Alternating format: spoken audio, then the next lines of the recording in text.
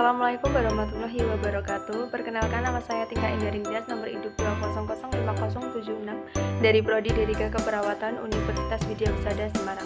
Di sini saya akan membahas tentang materi membaca dan menulis dengan teori bahasa Indonesia sebagai ragam ilmiah dengan dosen pengampu Bapak Andi Maulana SPD MPD.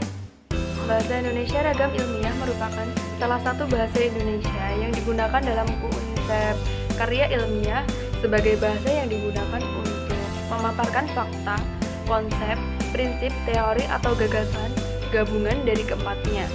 Bahasa Indonesia diharapkan dapat menjadi media yang efektif untuk berkomunikasi ilmiah, baik secara tertulis maupun secara lisan.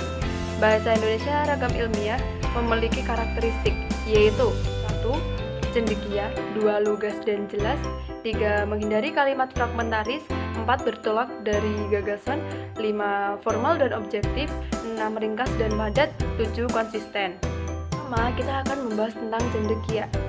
Apa itu cendekia? Cendekia menunjukkan bahwa bahasa Indonesia itu mampu digunakan secara tepat untuk mengungkapkan hasil berpikir logis, yakni mampu membentuk pernyataan yang tepat dan seksama. Kedua adalah lugas dan jelas. Apa itu lugas dan jelas? Dimaknai bahwa bahasa Indonesia mampu menyampaikan gagasan ilmiah secara jelas dan tepat. Untuk itu setiap gagasan diungkapkan secara langsung sehingga makna yang ditimbulkan adalah makna lugas. Yang ketiga, menghindari penggunaan kalimat fragmentaris. Kalimat fragmentaris adalah kalimat yang belum selesai. Kalimat terjadi antara lain karena adanya keinginan penulis menggunakan gagasan dalam beberapa kalimat tanpa menyadari kesatuan gagasan yang diungkapkan. Yang keempat adalah bertolak dari gagasan. Ditandai antara lain oleh pilihan kosakata, bentuk kata, dan struktur kalimat. Kosakata yang digunakan bernada formal dan kalimat-kalimatnya memiliki unsur yang lengkap. Untuk yang kelima adalah formal dan objektif. Ditandai antara lain oleh pilihan kosakata, bentuk kata, dan struktur kalimat. Kosakata yang digunakan bernada formal dan kalimat-kalimatnya memiliki unsur yang lengkap. Yang keenam adalah ringkas dan padat. Direalisasikan dengan tidak adanya unsur-unsur bahasa yang mubazir. Hal itu berarti menuntut adanya penggunaan bahasa yang hemat. Untuk yang ketujuh adalah ringkas dan padat, yang ditampakkan pada penggunaan unsur bahasa, tanda baca, dan tanda-tanda lain dan istilah yang sesuai dengan kaidah dan semuanya digunakan secara konsisten. Di sini, saya akan memberikan contoh dalam artikel yang berjudul stroke.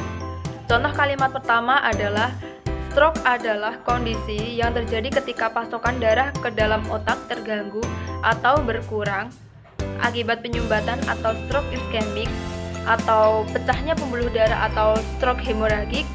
Tanpa darah, otak tidak akan mendapatkan asupan oksigen dan nutrisi sehingga sel-sel pada bagian area otak akan mati. Dalam contoh kalimat tersebut terdapat kata stroke infarct atau stroke iskemik dan stroke hemoragik. Apa itu stroke iskemik dan stroke hemoragik? Jadi, stroke infarct atau stroke iskemik adalah stroke yang terjadi ketika pembuluh darah yang memasuk darah ke otak terhambat. Sedangkan stroke hemoragik terjadi ketika pembuluh darah yang melemah pecah. Contoh kalimat yang kedua adalah hipertensi yang diikuti dengan diabetes dan kolesterol tinggi merupakan kondisi yang paling sering meningkatkan resiko terjadinya stroke di Indonesia. Di dalam kalimat tersebut terdapat kata hipertensi dan diabetes. Apa itu hipertensi dan apa itu diabetes? Hipertensi atau tekanan darah tinggi adalah kondisi saat tekanan darah berada pada nilai 130/80 mmHg atau lebih. Kondisi ini dapat menjadi berbahaya karena jantung dipaksa memompa darah lebih keras ke seluruh tubuh, hingga bisa mengakibatkan timbulnya berbagai penyakit seperti gagal ginjal, stroke, dan gagal jantung. Sedangkan diabetes adalah penyakit kronis atau yang berlangsung jangka panjang yang ditandai dengan meningkatnya kadar gula darah atau glukosa hingga di atas normal Ada dua jenis utama diabetes, yaitu diabetes tipe 1 dan diabetes tipe 2. Contoh kalimat yang ketiga adalah stroke sangat berisiko dialami penderita tekanan darah tinggi, khususnya hipertensi maligna, kolesterol tinggi, berat badan lebih, dan diabetes. Di sana terdapat kalimat hipertensi maligna. Apa itu hipertensi maligna? Hipertensi maligna merupakan kondisi hipertensi berat yang bersifat darurat. Hipertensi maligna ditandai dengan melonjaknya tekanan darah hingga mencapai 180/120 mmHg atau lebih tinggi dari angka tersebut. Padahal tekanan darah normal orang dewasa sekitar 120/80 mmHg. Contoh kalimat yang keempat adalah stroke dapat menyebabkan munculnya berbagai masalah kesehatan lain yang dapat membahayakan nyawa, antara lain depth vein thrombosis, hidrosefalus, dan disfagia.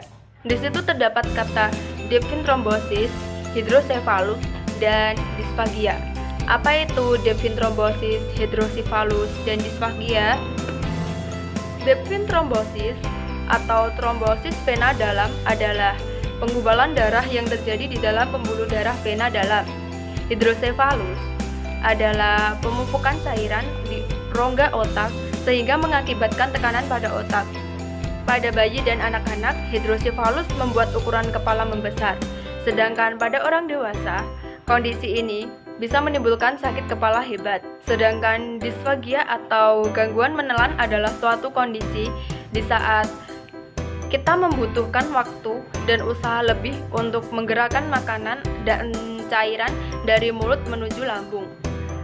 Kesimpulannya adalah kita harus mengetahui kata-kata ilmiah yang ada di dalam suatu artikel ilmiah atau artikel lainnya, agar di saat kita membacanya, kita dapat mengetahui makna kata ilmiah tersebut. Sekian penjelasan dari saya. Wassalamualaikum warahmatullahi wabarakatuh.